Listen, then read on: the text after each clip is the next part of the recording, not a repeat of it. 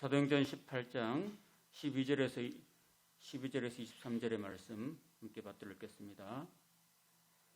갈리오가 아가야 총독되었을 때에 유대인이 일제히 일어나 바울을 대적하여 법정으로 데리고 가서 말하되 이 사람이 율법을 어기면서 하나님을 경외하라고 사람들을 권한다 하거늘 바울이 입을 열고자 할 때에 갈리오가 유대인들에게 이르되 너희 유대인들아 만일 이것이 무슨 부정한 일이나 불량한 행동이었으면 내가 너희 말을 들어준 것이 옳거니와 만일 문제가 언어와 명칭과 너희 법에 관한 것이면 너희가 스스로 처리하라. 나는 이러한 일에 재판장 되기를 원하지 아니하노라 하고 그들을 법정에서 쫓아내니 모든 사람이 매당장 소수대녀를 잡아 법정 앞에서 때리되 갈리오가 이 일을 상관하지 아니하니라. 아멘. 봉독한 말씀으로 구원의 기회를 놓치지 말라라는 제목으로 함께 하나님 말씀 전하겠습니다. 지금 지도를 보면 바울이 2차 전도 여행에서 지금 가장 많은 기간을 소요한 곳이 바로 이 고린도 지역입니다. 이 고린도에서 1년 6개월을 머물면서 우리가 지난번에 사도행전 하면서 편지를 보냈다고 했습니다. 이쪽에 데살로니가에 3주 동안 복음을 전했는데 여기 교회가 생겨나서 이 교회에 예수님이 빨리 올 것이다. 예수님의 재림이 임박하다라는 그런 오해를 가졌는데 그 오해를 풀기 위해서 데살로니가 전서를 보내고 또 뒤에서 데살로니가 후서를 보냈던 것을 우리가 살펴보았습니다. 그러고 난 다음에 이 갈라디아 지역에 있는 이 교회들이 여기 안디옥 지역에 있는 사도행전 14장에 나타났던 또 15장에 나타났던 할례 문제로 할례를 해야만 구원을 받는다라는 오해가 있어가지고 이 갈라디아 편지를 보내서 할례를 통해서 구원받는 것이 아니라 예수 그리스도의 십자가를 통해서 믿음으로 의롭게 되고 구원받는다는 그런 편지를 보냈는데 그 편지들을 우리가 지금까지 살펴봤습니다. 자, 그래서 그 한 1년 6개월쯤 이제 있다 보니까 이제 하나님께서 신호를 보내주시는 거예요. 이제 여기는 이만큼 하면 됐다 싶어가지고 신호를 보내주시는데 첫 번째는 이 고린도에 총독이 바뀌게 됩니다. 고린도 지역에 갈리오라는 총독이 이제 새롭게 들어서게 됩니다. 그 총독이 새롭게 들어서면서 원래 이제 기존에 있는 총독이 물러가고 새로운 이제 총독이 들어서게 되면은 뭔가 백성들에게 국민들로부터 인기를 원하잖아요. 어떤 기반을 다지기 위해서 마치 지금 뭐 윤석열 정부가 이제 새로 들어서서 좀 이렇게 또 국민들로부터 많은 지지를 좀 회복해야 될 그런 필요가 있는데 국민들이 지금 많이 지지를 못하고 있습니다. 그래서 이 총독이 아마도 정치적인 그런 역량이 있었다면은 여기에 이 고린도에 유대인들이 굉장히 많이 살았는데 유대인들이 그걸 정치적으로 이용해서 그동안 1년 6개월 동안 바울이 와가지고 예수 그리스도의 십자가를 통해서 구원을 얻습니다. 예수 그리스도를 믿으면 믿음으로 의롭게 되고 구원받습니다라고 자꾸 복음을 전하니까 여기 살고 있던 기존의 유대인들이 유대교를 벗어나서 전부 다 기독교인이 되어버렸습니다. 그래서 기존에 있던 유대교 회당에 있던 그 많은 유대인들이 기독교로 넘어가 버리니까 기존에 있는 어떤 유대인들이 굉장히 좀 뭐랄까요, 예수를 유대교를 믿다가 기독교로 넘어가 버리니까 굉장히 좀 시기가 일어났어요. 그래서 바울을 굉장히 미워하고 저걸 어떻게 하면 좋을까라고 저걸 어떻게 하면 처치해야지, 저걸 어떻게 하면 없애버리지 하고 유대인들이 많이 고심하던 차에 새로 총독이 부임했습니다. 부임하니까 이 총독도 이 유대인들이 다수기 때문에 유대인들의 그 요구를 들어주지 않을 수 없는 그런 상황인데 그걸 역이용해가지고 이제 오늘 본문 사도행전 18장 12절에 보면 갈리오가 아가에 총독됐을 때 이때다 싶어가지고 유대인들이 일제히 일어나서 바울을 이제 법정으로 데려가서 송사를 하는 거예요. 자기들은 바울을 죽일 권한이 없었거든요. 예수님 때도 마찬가지였습니다. 예수님 때 유대인들이 예수님을 굉장히 죽이고 싶어 했어요. 예수님 자꾸 복음을 전하고 십자가를 전하고 그러니까 막 유대인들을 기존에 있던 유대교 종교 지도자를 비판하고 또 뭐 서기관, 바리새인 이런 사람들을 굉장히 외식하는 인간들아 하면서 이렇게 책망하니까 이 종교 지도자들이 굉장히 예수님을 죽이고 싶어 했어요. 그러나 유대인들은 식민지 백성이기 때문에 사형권이 없었어요. 그래서 빌라도 총독에게 데려가가지고 죽여달라고 이야기했던 거죠.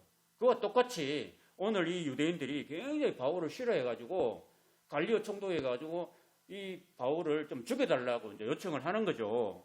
그래서 법정으로 데려가서 13절에 말하되 이 사람이 율법을 어기면서 하나님을 경유하라고 막 사람들 막 권한다고 이렇게 했다는 겁니다. 그래서 바울이 변명하려고 이제 또 이야기하는데 이 갈리오 총독이 바울의 말을 막고서 유대인들에게 먼저 말을 합니다. 유대인들아, 만일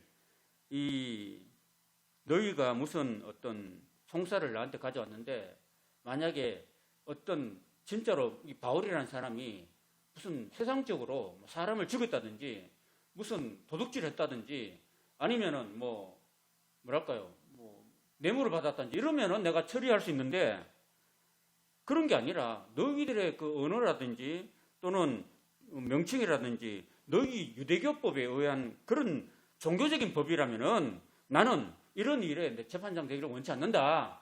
나는 너희들 종교에 대해서는 나는 상관하지 않겠다. 이런 얘기를 했다는 것입니다. 이런 걸 보면은 이 갈리오 총독하고 빌라도 총독하고 좀 다르죠. 빌라도는 그냥 어떤 자기의 어떤 정치적인 목적을 위해서 이 유대인들하고 결합하잖아요. 불의한 일에 막 결합해가 예수님이 아무 죄도 없다는 것을 뻔히 알면서도 예수님을 죽음의 자리에 넘겨주잖아요. 사형시키잖아요. 그죠? 자기의 이익을 위해서 옳은 사람을 죽이는 그런 일을 빌라도는 서슴없이 했다는 겁니다. 그러나 반면에 오늘 이 나타난 갈리오 총독은 그런 일에 나서지 않았던 것입니다. 사실은 이미 한 수십 년 전에 빌라도가 그런 잘못을 범했기 때문에 자기는 총독이 되어도 빌라도 같은 총독이 되고 싶지 않았던 그런 마음이 아마 있었을지도 모르겠습니다. 그래서 너희 법률, 유대교 법률에서 가타부타 하는 것은 내가 재판장 되기를 원치 않는다라고 하면서 그들을 법정에서 쫓아냈다는 겁니다. 자, 이런 걸 보면은 굉장히 이 갈리오 총독이 굉장히 현명하고 옳은 사람이라고 할 수 있죠. 자기의 정치적인 목적을 위해서 어떤 한 사람을, 바울을 아무 죄도 없이 죽이는데 넘겨주지 않았다는 것입니다. 이것은 또 어떻게 보면 하나님의 은혜라고 할 수 있습니다. 대신에 이제 법정에 쫓아내니까 17절에 모든 사람이 회당장 소스덴을 잡아서 법정 앞에서 때리되 갈리오가 이를 상관하지 않았다는 것입니다. 아마 이 회당장이 바울을 불러가지고 설교를 시켰기 때문에 바울을 못 죽이니까 그 바울을 불러들인 이 회당장 소스단을 막 불러가지고 막 때리는 거예요. 네가 왜 이런 사람 불러가지고 말이야 이렇게 복음을 전하게 만들었는데 네가 허락하느냐고 막 이렇게 회당장 소스단을 막 때리는데 그 일조차도 이 갈리오 총독이 상관하지 않았다라는 것입니다. 자, 그런데 중요한 것은 이 회당장 소스데네가 이 고린도 그 유대교 회당의 회당장이 있는데 이 사람도 바울의 말을 듣고 나중에 복음을 받아들이게 된다고 봅니다. 그 증거가 뭐냐면은 고린도 전서 후서에 보면은 여러분 보세요. 고린도 전후서에 보면은 편지를 쓰는데 나 바울과 실로아나와 소스데네는 이렇게 하면서 그 편지를 쓰는 저자가 되어 있습니다.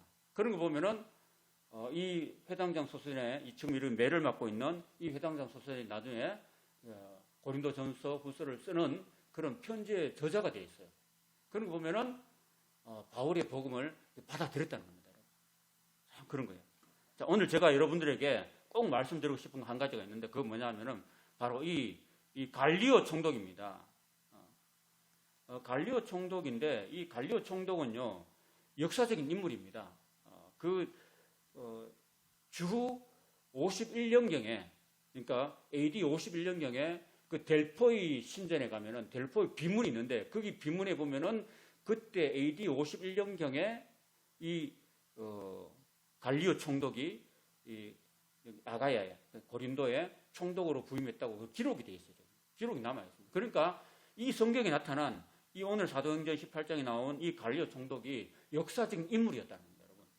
세계사에 나오는 역사적인 인물이었다는 겁니다. 그러니까 우리가 지금 이 성경 공부하는데 이 성경 공부가 어떤 허황한 그런 뭐 신화라든지 설화가 아니라 역사적인 사건이라는 것을 우리에게 분명히 보여주고 있다는 겁니다. 그리고 오늘 우리가 살펴봤듯이 갈리오는 총독 빌라도처럼 그렇게 자기의 정치적 목적을 위해서 의로운 예수님을 죽였던 그런 나쁜 사람이 아니었어요. 의롭고 청렴하고 정직한 사람이었다는 것입니다. 근데 제가 오늘 여러분이 꼭 함께 나누고 싶은 건 뭐냐면 이 안타까운 점이 있는데 바로 이 위대한 전도자 바울을 만났는데도 불구하고 이 갈리오는 복음을 받아들이지 못했다는 그런 안타까운 사실이라는 것입니다.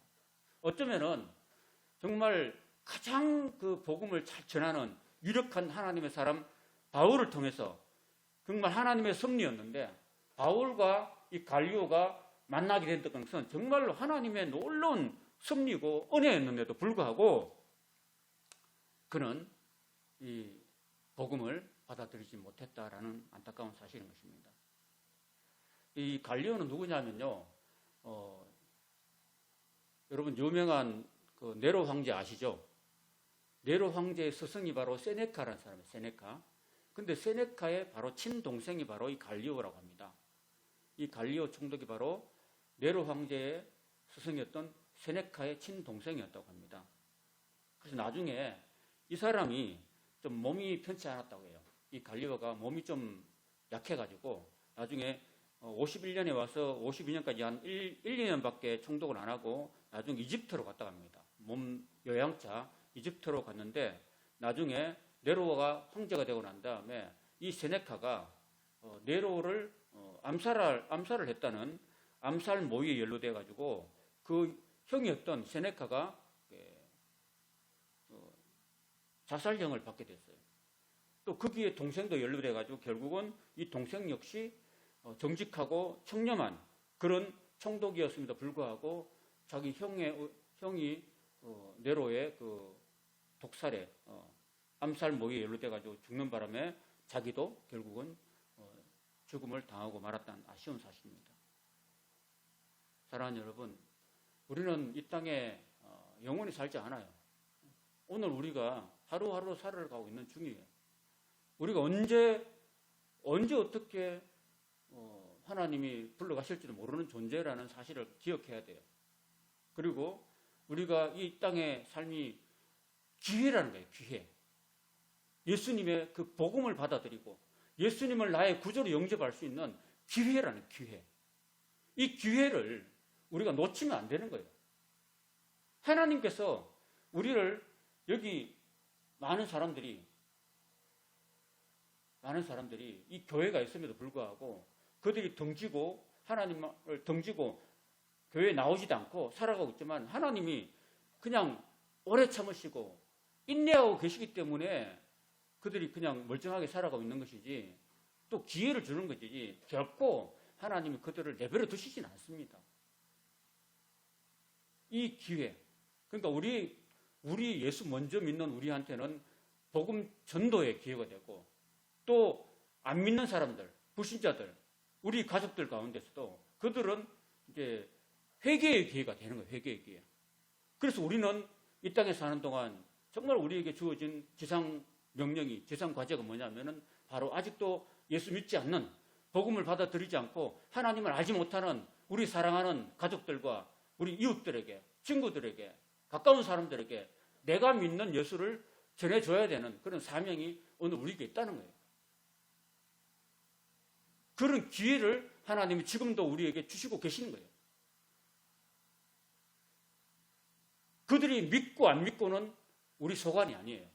우리는 내가 믿는 예수를 그 사람들에게 전해야 될 책임만 우리는 다하면 되는 거고, 그 다음에 믿고 안 믿고는 그 사람한테 달려있는 거예요. 우리가 나중에 하나님 앞에 섰을 때 너는 왜 너의 사랑하는 사람들, 네가 먼저 예수 믿었잖아. 네가 먼저 예수님을 믿었잖아. 그럼 네 믿은 예수를 네만 믿고 구원받으면 되겠냐? 네 사랑하는 사람들에게 왜 전하지 않았느냐라고 그걸 우리한테 물으시는 거예요. 그러니까 우리는 그 책망을 받지 않기 위해서는 우리가 그 사람이 듣든 안 듣든 우리는 전해야 될 책임이 있다는 겁니다. 복음 전하고 예수를 전하면은 그들이 싫어해요. 듣기 싫어해요. 그러나 그럼에도 불구하고 우리는 전해야 될 그런 사명이 우리에게 있다는 겁니다. 사도 바울은 그렇게 전했다는 겁니다. 기회가 되는 대로 다 복음을 전했고, 전하는 바람에 이 회당장 소스네도 그의 복음을 듣고서 믿게 되고, 그 다음에 하나님의 사람, 복음 전도자가 되었고 구원받았다는 거예요. 여러분. 오늘 저와 여러분들이 오늘 이 예배에 나와서 우리는 또 한번 기도해야 됩니다. 사람들의 마음은 너무너무 지금 어두워져 있기 때문에, 복음을 받아들일 준비가 안 됐기 때문에 우리는 그들을 위해서 기도해야 됩니다. 기도하고 그들도 하나님께로 돌아올 수 있도록 우리가 기도해야 됩니다. 먼저 믿는 우리가 기도해야 될 책무가 있는 거예요. 왜냐하면 기도를 통해서 하나님께서 그들의 마음을 움직여 주시고 마음을 열어주시기 때문이에요. 다친, 여러분 그 꽁꽁 얼은 그 냉동식품을 그죠? 금방 꺼내서 요리를 할 수 없잖아요. 좀 따뜻한 곳에 내놔가지고 좀 녹도록 해동시켜야 되잖아요. 그죠? 그처럼 우리 주변에 믿지 않는 사람들의 마음은 마치 냉동식품처럼 꽁꽁 얼어 있어요. 이걸 금방 요리할 수 없어요. 그러니까 우리가 기도로, 따뜻한 기도와 따뜻한 사랑으로 자꾸 녹여야 돼요. 자꾸 녹이가 그들이 해동되면은 그때 이제 요리를 해야 하는 거예요. 복음을 전하고 계속 그렇게 해야 됩니다. 복음을 전해서 내가 믿는 예수를 너도 믿으라. 이렇게 자꾸 이렇게 전해줘야 되는 거예요. 그래야지만이 그가 나중에 복음을 받아들이게 되고, 언젠가 하나님께서 그의 마음을 열어주시면은 그가 그동안 하나님과 동져 있다가도 언젠가 그 마음이 깨어질 때가 있을 겁니다. 그 마음을 열 때가 있을 거예요. 그때 그 우리가 전한 그 복음이 그 마음속에 들어가서 생명을 주는 그런 말씀이 되는 거예요. 사랑하는 여러분, 우리 사랑하는 우리 가족들, 안 믿는 우리 자녀손들 있잖아요. 그런 영혼들을 위해서 우리는 먼저 믿은 우리가 항상 그들을 위해서 기도해야 돼요. 기도. 다른 사람은 몰라요. 그러나 우리 사랑하는 자녀손들은 내가 기도 안 하면 누가 기도하겠습니까? 그를 위해서 눈물로 기도해야 됩니다. 저희 아버지 어머니가 이제는 다 돌아가셨지만은 제가 우리 누님이 먼저 믿게 되고, 그 누님이 믿은 예수님을 제가 그 다음에 믿게 되었고, 그래서 저희 아버지 어머니가 종갓집의 종손이었는데 뭐 제사랑 다 지내는 그런 분이었습니다. 그리고 제가 종손이죠. 그런데 이제 제가 이제 예수를 만나고 신앙을 하고 목사가 되는 과정에서 많은 일가 친척들의 반대가 있었습니다.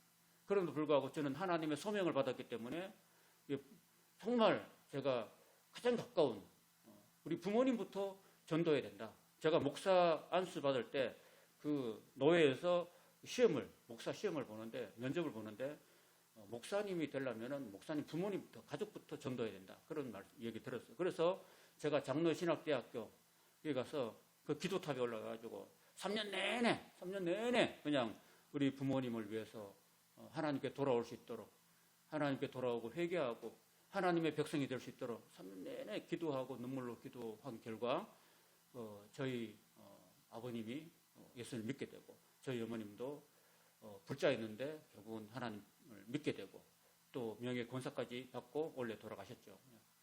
그러니까 이런 게 쉽지가 않아요. 그 마음을, 그 단단한 마음을, 굳은 마음을 녹이기가 쉽지 않으니까 그 단단하게 굳어있는, 얼음처럼 굳어있는 그 마음을 녹이려면 끊임없이 우리가 눈물로 기도해야 되고, 또 계속해서 사랑으로 전도해야 되고, 사랑으로 섬겨야 되고, 그러다 보면은 녹는 거예요. 그 마음이 녹아서 결국은 하나님께로 돌아올 수 있게 됩니다. 여러분, 우리가 살다가 우리는 결국 하나님 앞에 설 수밖에 없는 존재라는 사실입니다. 여러분. 그죠? 이 땅에 영원한 우리 도성이 아닙니다. 우리는 언젠가 하나님 부르시면 그 앞에 빨가벗고 설 수밖에 없는 그 연약한 존재고 죄인입니다. 그 앞에 섰을 때 내가 하나님께 구원받은 존재로 설 수 있으려면 내가 이 땅에 살면서 구원받은 내가 또 그 책임을 다하기 위해서는 이런 바울이 많은 사람들에게 생명 걸고 복음을 전했던 것처럼 우리도 우리 아직 믿지 않는 우리 주변 사람들, 가족들을 꼭 전해서 그들도 함께 천국으로 다 인도할 수 있는 그런 우리가 되어야 될 줄 믿습니다. 자, 바울은 더 여러 날 머물다가 형제들과 작별하고 배 타고 수리아로 떠나갈새 브리스길라와 아골라도 함께 하더라. 바울이 일찍이 서운이 있었으므로 갱거라에서 머리를 깎았다 했습니다. 머리를 깎았다는 말은 뭐냐면요. 바울이 나실인이었다. 나실인. 여러분 나실인이란 뭐냐 하면요. 어릴 때부터 딱 태어날 때부터 얘가 태어나면 부모가 하나님께 서원을 해요. 하나님, 제가 지금 우리 부부가 나이가 많도록 자식이 없는데 만약 하나님께서 저에게 자식을 주신다면은 이 자식을 하나님께 바치겠습니다. 라고 서원한 사람이 바로 나실인이에요. 하나님의 일을 감당하는 주의 종이 되겠다는 그런 서원을 하는 그런 자식들이 바로 나실인인데 이 나실인은 세 가지를 안 해야 돼요. 세 가지를 안 해야 돼. 뭘 세 가지를 안 하면 술을 마시지 말아야 돼. 술을. 태어나서 하여튼 어쨌든 포도 씨앗도 먹지 말아야 돼요. 그런 아주 몸속에 알코올 성분 하나도 없이 깨끗하게 정결하게 거룩하게 만들어요. 술을 마시지 말아야 돼요. 두 번째는 시체를 만지지 말아야 돼요. 시체를 만약에 내가 나실인을 20년 동안 써야겠으면은 태어날 때부터 작년이 될 때 20살 때까지 나실인을 서원을 했으면은 20년 동안 절대로 시체를 만지면 안 돼요. 그래서 여러분 시체라는 것은요, 시체를 만진다는 것은 굉장히 대장균이 많잖아요. 그러니까 하나님 앞에 깨끗하게 보존해야 되는 거예요. 그렇게 상처도 나지 않도록. 그리고 머리를 자르지 말아요. 머리를 옛날에는 우리는 지금 미용실에서 머리를 하지만 옛날 고대 중건대는 머리를 자를 때 삭도로 잘라. 삭도를 자르다가 머리를 자르다 잘못하면은 머리에 상처가 날 수 있어요. 피부에.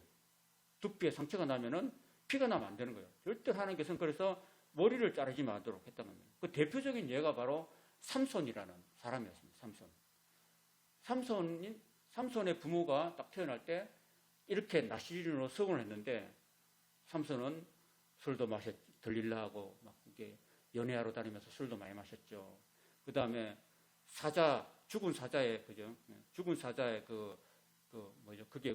사자의 뱃속에서 막 벌들이 달라들어가지고 꿀을 막 만들었는데 죽은 사자 시체에 막 시체를 만졌기도 하고 나중에 들릴라의 속임수에 넘어가지고 머리가 다 잘렸습니다. 그리고 실패한 나실인이 되고 말았죠. 그죠? 이 나실인이라는 것은 결국 여기 다시 보면은 이 바울이 일찍이 서원이 있었으므로 갱거리아에서 머리 깎았다 하는 말은 결국은 서원이 끝나는 기간 동안에 깎지 않았다는 거예요. 바울이 머리가 굉장히 길었던 것 같아요. 이렇게 여자처럼 길었는데 막 길어가지고 막 이렇게 꼬근지 이렇게 그렇게 다녔던 것 같아요. 근데 이제 이 바울이 지금 나이가 한 30살 40살 된지 몰라도 오랫동안 나실을 서원한 다음에 서원 기간이 돼가지고 이 갱거리아에서 머리를 깎았다는 것입니다. 이 갱거리아 한국어 여기 있어요. 멋있죠? 이 갱거리아에서 머리를 깎았다고 합니다. 갱거리아 사진이 어디쯤이냐면은 사진을 보면요. 여기가 고린도거든요. 보이십니까? 여기 노란색은 여기 고린도 지역이고 여기서 1년 6개월 사역하면서 왔다가 이 갱거리아에 한 50km쯤 떨어져 있는 요 갱거리아로 내려와서 여기 갱거리아에서 배를 타고 이렇게 에베소로 가는 과정인데 여기서 머리를 깎았단 말이에요. 여기서 깎고 이제 배를 타고 브리스길라와 아굴라 부부와 함께 에베소로 왔다라는 겁니다. 그렇게 왔습니다. 그래서 여기서 이 갱거리아 항구에서 머리를 깎고 이제 배를 타고 에베소로 왔다는 것입니다. 에베소에 와서 에베소에서 만났던 브리스길라 아굴라 부부를 여기 머물게 하고 자기는 회당에 들어가서 유대인들과 변론을 했다는 것입니다. 근데 여기 브리스길라 아굴라를 부부를 여기 에베소에 두고 지나갔습니다. 나중에 보면은 이 알렉산드리아 출신의 아볼로라는 이런 학자가 왔는데 이 학자가 나중에 다음 시간에 볼 건데 성령을 몰랐어요. 성령을. 그 세례 요한의 세례만 알고 성령을 몰랐기 때문에 이 브리스길라 아굴라 부부가 성령에 관해서 이 아볼로에게 이렇게 좀 더 가르쳐주는 그런 장면을 다음 시간에 사도행전 19장에 보면 우리가 살펴볼 수 있습니다. 아마도 사도 바울이 이 부부를 브리스길라 아굴라 부부를 이렇게 에베소에 둔 것은 아마 이런 다음번에 이 에베소 지역을 전도하기 위한 전초 먼저 심어놓은 그런 역할이라고 할 수 있겠습니다. 이 에베소가 보면은 이렇습니다. 여기 에베소에 보면 두란노 서원이 있습니다. 이 두란노 서원. 여기서 사도 바울이 다음 주에 살펴보겠지만 여기서 한 2년 동안 날마다 성경을 강론했는데 놀라운 하나님의 말씀의 역사가 이곳에서 나타났다는 겁니다. 그리고 여기가 에베소의 그 극장이거든요. 에베소 극장, 에베소의 원형 극장인데 이 길 넓은 도로, 이 넓은 도로로 이 에베소에서 내려서 여기서 와가지고 복음을 잠깐 전하고 지나갔던 그 장소라고 할 수 있습니다. 자, 여러 사람이 더 오래 있기를 청하였지만은 바울이 허락하지 아니하고 작별하여 이르되 만일 하나님 뜻이면 너에게 돌아오리라 하고 배를 타고 에베소를 떠나서 가이사랴에 상륙하여 올라가 교회 안부를 물은 후에 안디옥으로 내려가서 여기까지가 이제 2차 전도 여행의 마무리입니다. 자, 2차 전도 여행이 다시 한번 복습하면요.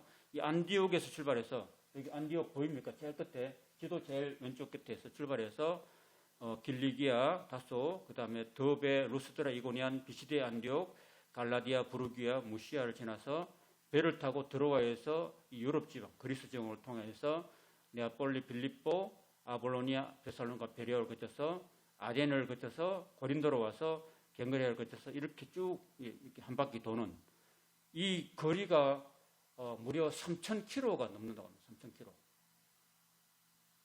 이 3,000km의 이 먼 거리를 배를 타고 또 이 산맥을 넘고 바다를 건너서 이렇게 한 3, 4년 동안 이렇게 먼 거리를 전도하러 다녔던 이 바울의 전도 여정이 사도행전 여기서 마치게 됩니다.